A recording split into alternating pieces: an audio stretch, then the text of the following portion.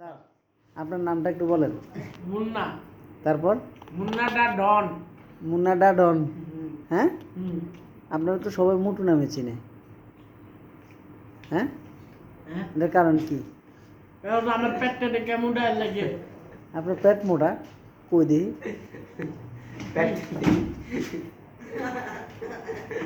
আপনার পেট মোটা এর লেগে নাকি?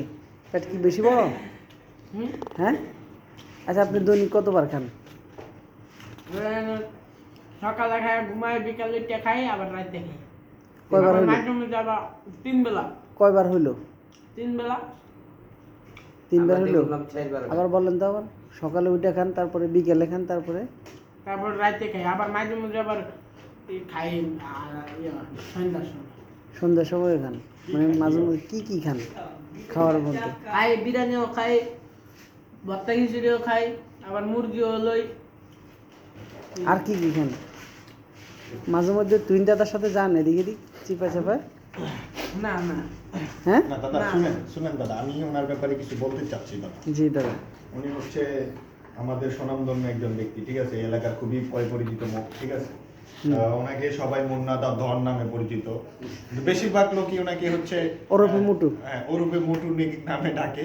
হ্যাঁ, তা উনি হচ্ছে ভাই, এই যে খাবার ডন। 3 বেলা বলতে আপনার হচ্ছে যেমন এই প্রতিদিন হচ্ছে ধরেন 20টার উপরে খায়, ঠিক আছে। আর হচ্ছে দাদা এই বিরিয়ানি খায় হচ্ছে আপনার সকালে উঠে একবার খায় দাদা, দুপুরে কয় খায়। প্লেট? সকালে উঠে কয় প্লেট? আপনার হচ্ছে 3 থেকে 4 প্লেট, বেশি খায় না যদিও, মোটা হিসাবে কিন্তু বেশি খাওয়া হয় না। পরোটা কয়টা খায়? পরোটা হচ্ছে কয়টা দাদা, 7টা না 8টা? খাই 7টা। 7টা না, সাথে জানি ডাল ভাজি আর হচ্ছে কি ডিম না? ডিম। আচ্ছা, সাথে ডাল ভাজি আর হচ্ছে ডিম। হ্যাঁ, 7টা 8টা পরোটা খায় দাদা। দাদাকে কিন্তু তেমন বেশি একটা মোটা লাগে না। আর হচ্ছে দাদাকে দেখতে কিন্তু কিম জং উনের মতো লাগে, উত্তর কোরিয়ার প্রেসিডেন্ট। হ্যাঁ, বিশেষ করে দাদাকে। দাদা আপনার দেশের বাড়ি কোথায় দাদা? বামনবাড়িয়া। বামুনবাড়িয়া? এর লাগবে তুই এত কাজ করছিস। আচ্ছা ঠিক আছে দাদা।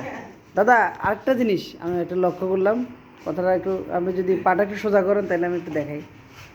দাদা আপনার পা, আপনি কয় বছরের ধরুন না দাদা? না, দাদার সাথে আপনারা বেয়াদবি করবেন না, দাদার সবকিছু বড় বড় আছে। বেশি বেয়াদবি করলে কিন্তু দাদার যে জিনিসপত্র দাদা সইতে পারবেন না, সব খুলে দিবে দাদা। বুঝতে পেরেছেন? দাদাকে কিন্তু চিনেন না, দাদা রাগ উঠলে সব খুলে দেবে। বুঝছি ভাই, তিনজন। দাদা দাদা আমরা এই যে এত সুন্দর ইন্টারভিউ নিচ্ছে দাদা, আপনি তো খাবার বন্ধ করছেন না দাদা, একটু কথা বলেন। খাবারটা একটু পরে খান দাদা। হ্যাঁ, খাবার তো সারা জীবন খাওয়া যাবে। এই যে একজন মানুষ এসেছে আপনার সাথে কথা বলবে। দাদা দেখেন, দাদার এই 2 গালের ভিতরে কমসে কম 4 কেজি গোস হবে, বুঝছেন? এটা এত ভাইরাল সব কি শামীম বিরিয়ানি আমরা হাউসের? চিন্তা করতেছি যে সামনে যে কোরবানিটা আসছে, সব কি শামীম বিরিয়ানি হাউসের মাংস সব এটি? শামীম বিরিয়ানির খাবার খেয়ে দাদা আজকে এই পর্যায়ে পৌঁছেছে। আচ্ছা। দাদা শামীম বিরিয়ানির খাবার খেয়ে আজকে এই পর্যায়ে পৌঁছেছে। দাদাকে আমরা আগামী কোরবানিতে দেখতে চাই। ঠিক আছে, কে কে আছেন আপনারা? সমস্যা নেই। গরুর বাজারে।